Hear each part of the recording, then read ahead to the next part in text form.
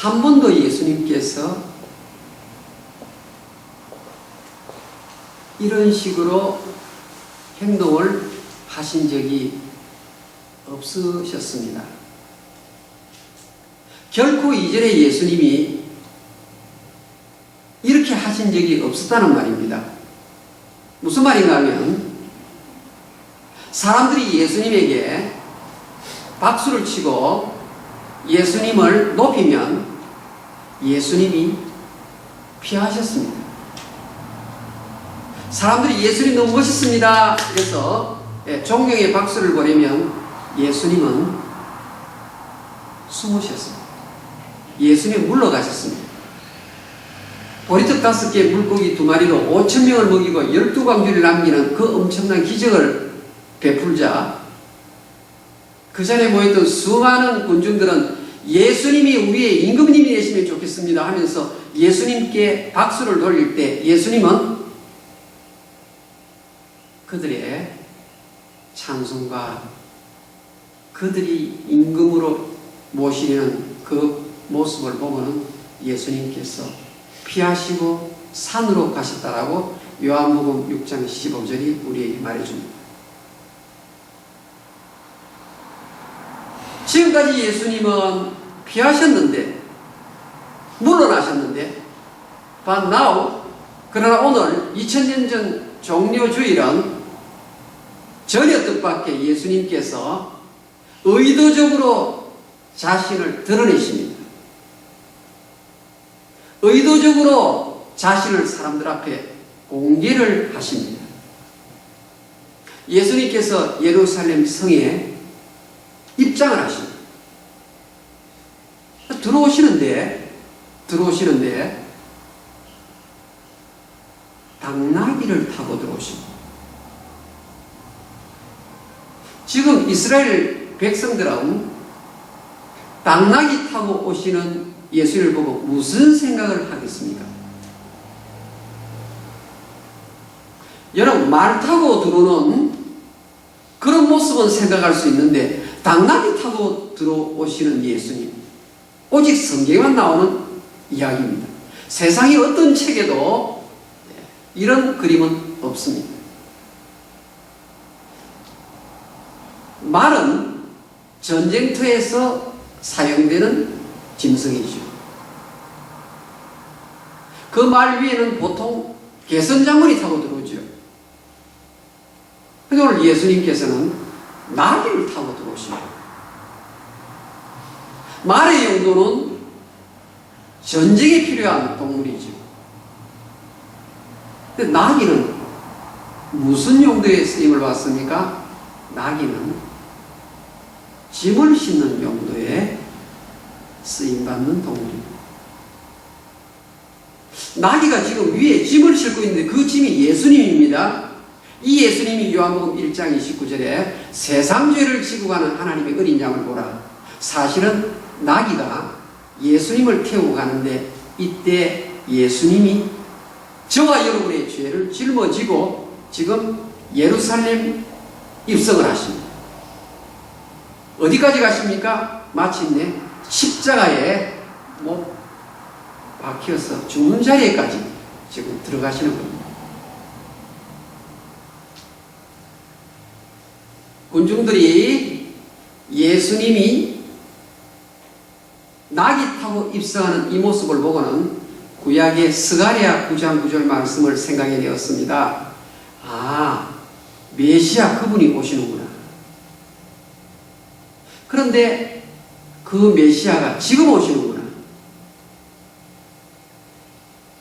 이제 이분이 오시면 우리가 로마의 세금을 내지 않아도 되고 우리가 이렇게 비전국민의 수치를 당하지 않아도 되는구나.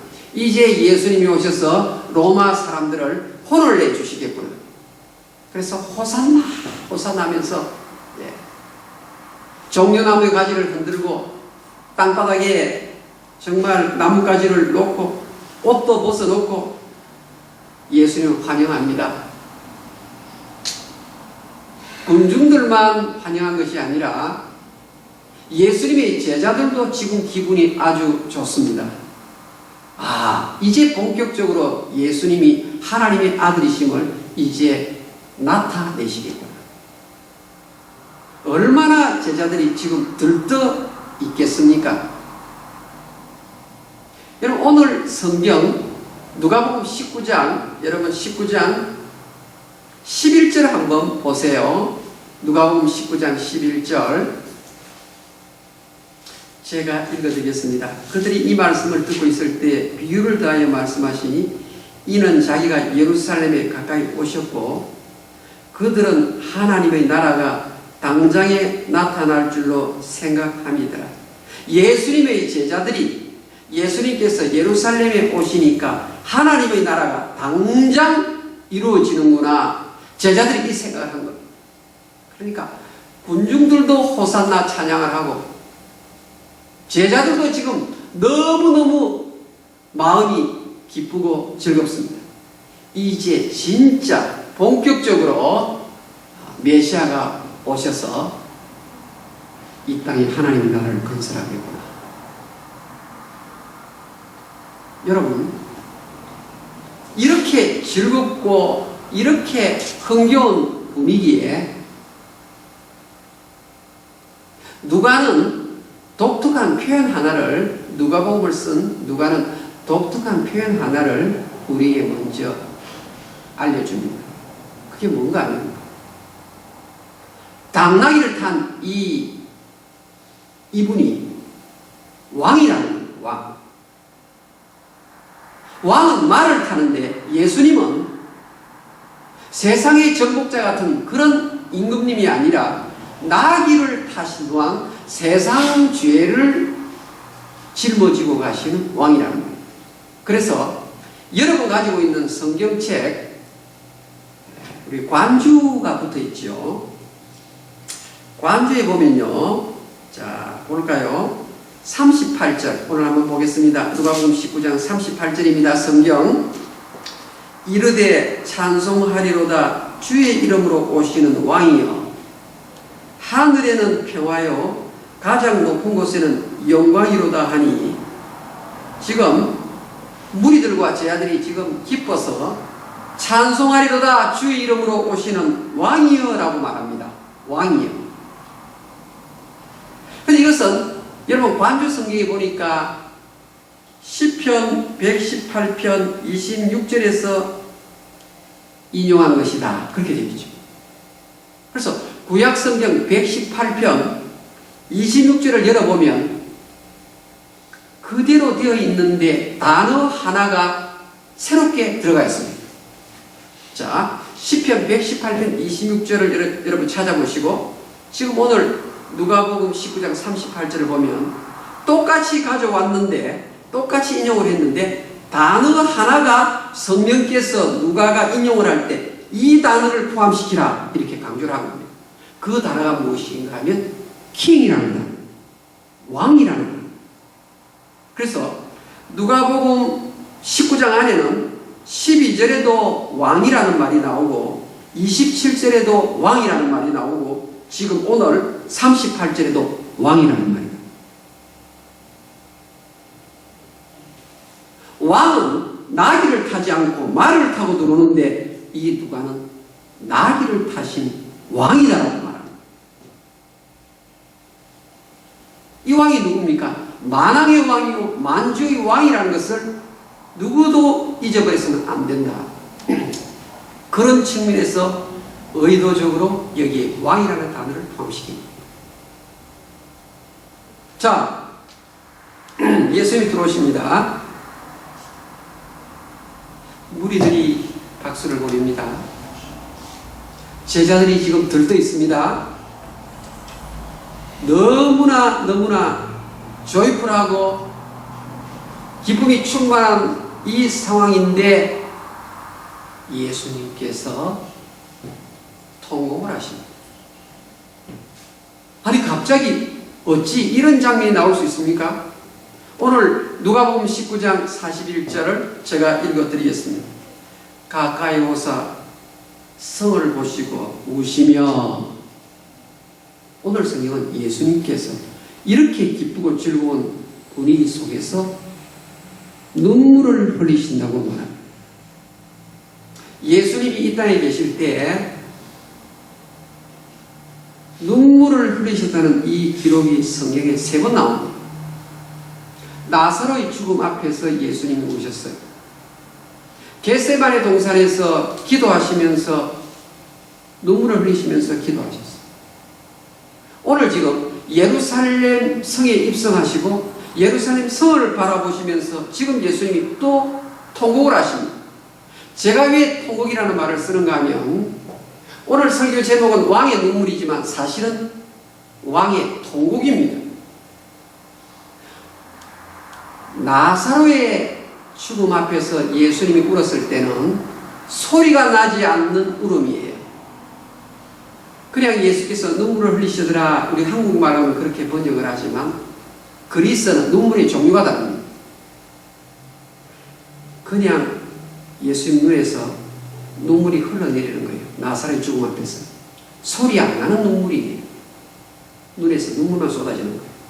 그런데 오늘 지금 누가복음 19장의 41절에 나오는 이 눈물은 예수님께서 주위 사람들이 다 들을 수 있을 만큼 엉엉 소리가 나는 통곡의 눈물, 그리스의 이 단어를 특별히 사용한 것입니다.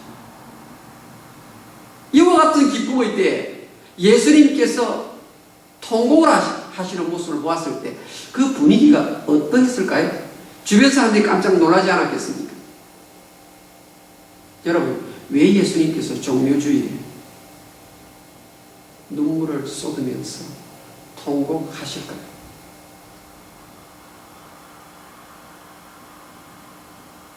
바리새인들은 무리들이 이렇게 예수님께 종려나무 가지 흔들면서 자기의 겉옷을 벗고는 땅바닥에 깔고는 호산나 이렇게 무리들이 고함을 지르면 로마 총독이 군인을 풀어가지고 우리를 또 괴롭힐 것 같으니까 예수님에게 저 무리들 좀 잠잠하게 예수님 명령하시오. 오늘 성경에 그렇게 기록되어 있어요. 뿐만 아니라 당신이 하나님의 아들도 아니면서 하나님인 것처럼 영광을 다 받아버리면 어떡합니까? 신성모독죄를 당신이 짓는 것입니다. 바리새인들이 이렇게 나오는 겁니다. 자, 예수님께서 왜 이렇게 오실까요? 바리새인들의 그 겉다르고 속다른 모습, 외식이라고 말하죠. 그런데 군중들, 지금 예수님께 박수를 보내는 이 군중들, 이 제자들, 여러분 가만히 한번 생각해 보십시오. 예수님이 이 땅에 오셔서 가난한 자를 부하게 만들어 주셨고 앞을 보지 못하는 소녀의 눈을 뜨게 해주셨습니다. 악한 귀신 들린 자를 쫓아내셨습니다. 귀신을 쫓아내셨죠. 벙어리 들어서 말 못하는 그런 상황에 있는 사람 입을 열어서 말을 하게 해주셨습니다. 예수님은 계속 좋은 일만 하고 또 좋은 일만 하셨는데 어떻게 됩니까? 제자들이라는 사람들이 다 위험한 상황이 되니까 다 예수님 배신하고 도망가 버리지 않습니까? 은 30에 스승을 파는 가룟 유다도 배출이 되었습니다.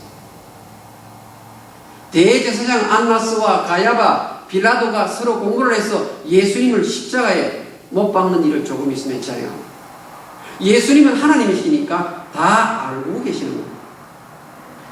미래를 이미 다 예수님 보시고 계시는 거예요. 무엇보다도 지금 무리들이나 예수의 제자들이나 혹은 바리새인들 대제사장들은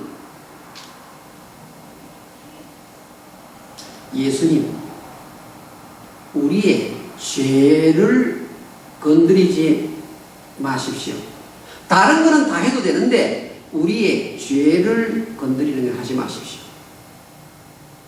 쉽게 말하면 메시아가 와서, 자, 군중들, 메시아가 지금 오셨네요. 호산나, 세이브 나오라는 뜻이에요.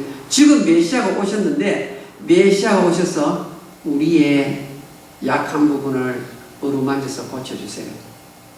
예수님 메시아로 오셨는데 우리에게 해피니스를 주시고 석세스 성경을 주시고 성공을 주시고 우리를 안하게 만들어 주십시오. 그런 측면에서 환영과 박수를 보냅니다. 그러나 우리의 생활은 건드리지 마시고 우리의 죄에 대해서만큼은 예수님이 타치하지 마십시오. 그러니까 예수님이 이렇게 엉엉 슬피우는 이유는 자기들에게 좋게 해주는 동안만 예수님께 환영하는 겁니다. 오늘 우리를 닮은 것 같지 않습니까?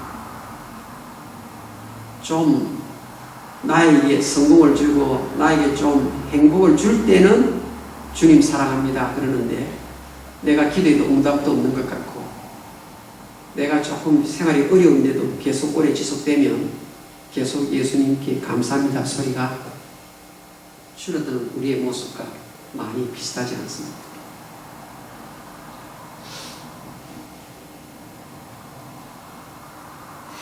예수님은 지금 35년 이후까지 내다보십니다. 35년 이후까지. 35년 지나면 무슨 일이 일어납니까? 로마의 장군 디도 장군, 타이투스 디도 장군이 결국 예루살렘 성을 에워싸고 함락을 시킵니다. 오늘 지금 예수님이 나귀 타고 입성하시면서 하나님 나라에 대한 메시지를 증거하는데 그것을 안 받아들이는 거예요. 외식하는 신앙을 절대로 회개하지 않는 거예요. 복 주시고 잘해주는 예수님만 믿고 따르겠다는 거예요.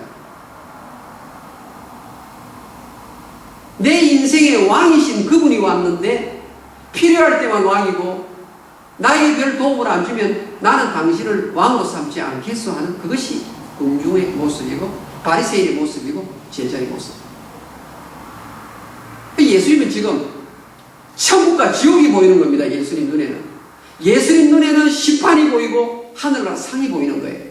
그런데 이들이 전부 다 어떻습니까? 예수의 진짜 메시지를 받아들이지 않는 거예요. 오늘 성경 볼까요?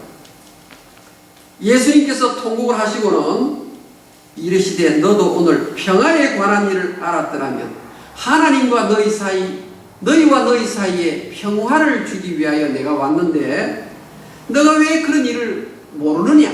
나의 생을 왜 모르느냐? 지금 내 눈에 숨겨져 있구나. 43절 날이 이를지라 지금부터 35년 지나면 내 원수들이 로마 군인들이죠. 토둔을 쌓고 성벽을 쌓고 램파트를 쌓고 너를 둘러 사면으로 가두고 그렇죠? 그러니까 로마 군인들이 흙성을 쌓아가지고 너를 두르고 너를 사면으로 가두고 44절에 또 너와 및 그 가운데 내 자식들을 땅에 메어치며 내 자녀들을 다 벌을 내릴 것이며 내 자녀들을 죽일 것이며 돌 하나도 돌 위에 남기지 아니하리니 이게 무슨 말입니까?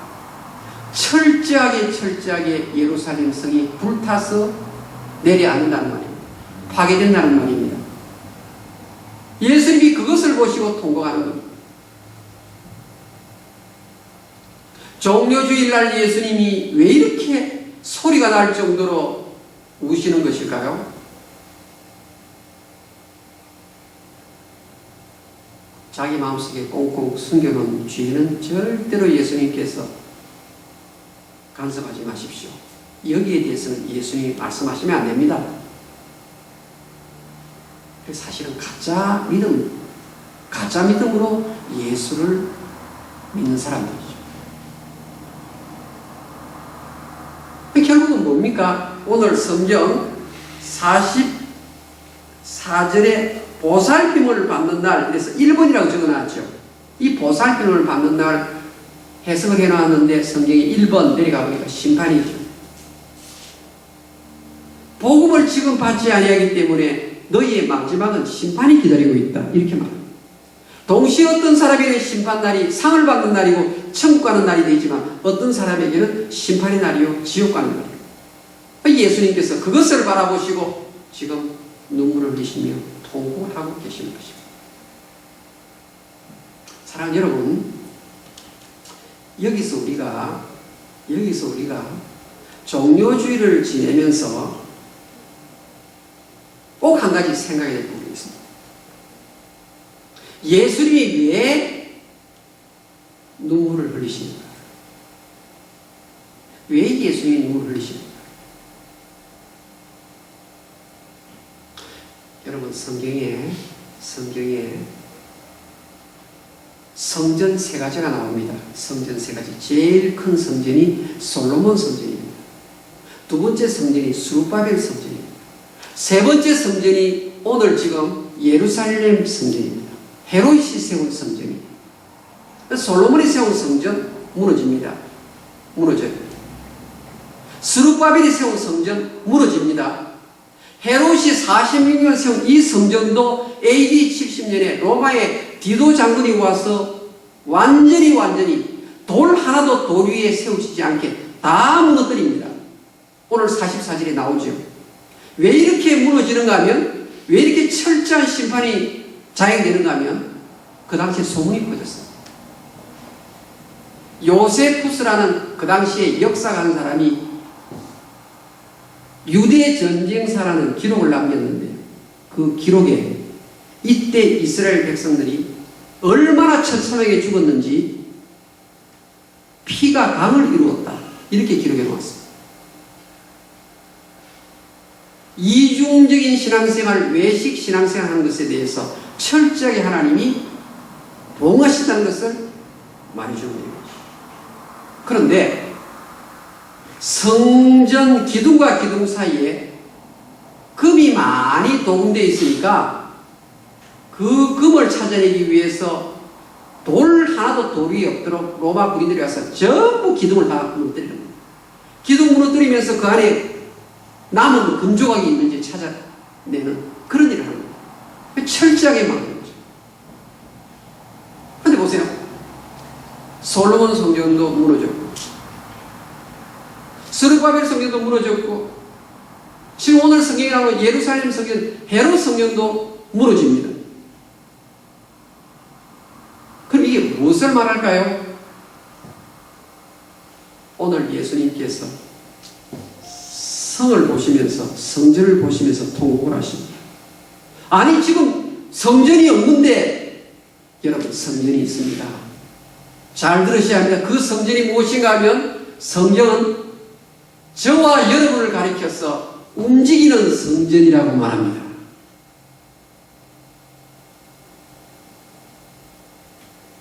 저와 여러분을 가리켜서 움직이는 성전이라고 말합니다.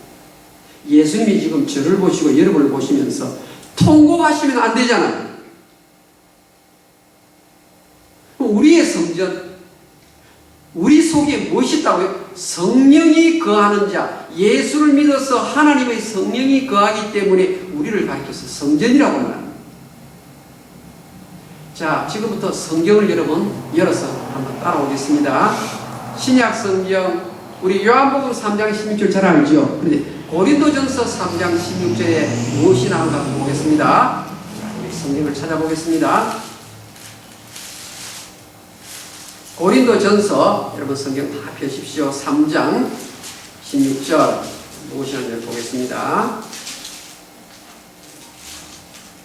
신약 성경 266페이지 고린도전서 3장 16절. 너희가 하나님의 성전인 것과, 구약과 신약에 나오는 성전은 다 불타버리고 없어졌는데 이제 성전이 있는데 예수 믿는 우리가 성전이라고 말합니다. 하나님의 성령이 너희 안에 계시는 것을 알지 못하느냐? 17절. 누구든지 하나님의 성전을 더럽히면 하나님이 그 사람을 멸하십니다. 우리가 지금 성전인데 우리가 이 성전을 잘못 관리하면, 우리가 외식을 하고 우리가 도움을 주는 한에서만 하나님 주여 하면 하나님이 성전의 가치가 없기 때문에 멸하신다고 합니다. 하나님의 성전은 거룩하니 너희도 그러하니라. 너희도 그러하니라. 너희가 움직이는 성전이기 때문에 너희의 삶이 거룩해야 된다고 말합니다. 여러분, 지금 코로나 바이러스로 지금 전 세계가 뉴스를 틀면 나오는 것이 코로나 바이러스 이야기입니다. 그런데 코로나 바이러스 이야기 나올 때 뉴스에 또 하나가 등장합니다. 빠지지 않고 등장합니다. 오늘도 등장하고 어제도 계속 나옵니다. 한국 뉴스에 무엇입니까? 조주빈이라는 박사방 사건입니다. 얼마나 많은 사람들이 그 음란 영상물에 들어갔는지 모릅니다. 근데 여러분, 그 N방, 조주빈의 박사방의 음란 사이트 접속자가 교회 목사도 들어가 있고, 교회 장로님들도 들어가 있고, 교회 전도사님도 들어가 있고.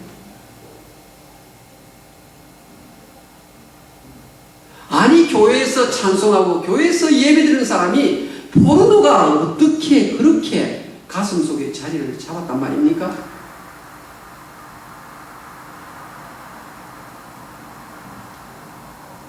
사랑하는 여러분, 오늘 성전된 우리를 향해서 예수님이 보시고 통곡을 하실까 염려가 됩니다. 우리 속에 성령이 들어있는 움직이는 성전이 우리가 아닙니까? 내 몸이 성전 아닙니까? 그러므로 로마서 12장, 그러므로 너희는 어떻게 하라고요? 사랑하는 형제들아, 하나님의 모든 자비하심으로 내가 너희를 권하노니 너희 몸을 어떻게 하라고요? 하나님이 기뻐하시는 산 제물로 드리라. 이는 너희가 드린 영적 예배니라라고 말씀합니다. 너희는 이 세대를 본받으면 안 된다라고 로마서 12장 2절에서 말합니다. 예수 믿는 사람이 하나님의 백성이 가나안 땅에 들어가가지고 가나안 백성들의 행동을 따라하면 되겠습니까? 예수 믿는 사람이 세상 사람을 보고 세상 방식을 취해서 세상의 원리를 따라 같이 동조하면 망합니다, 여러분.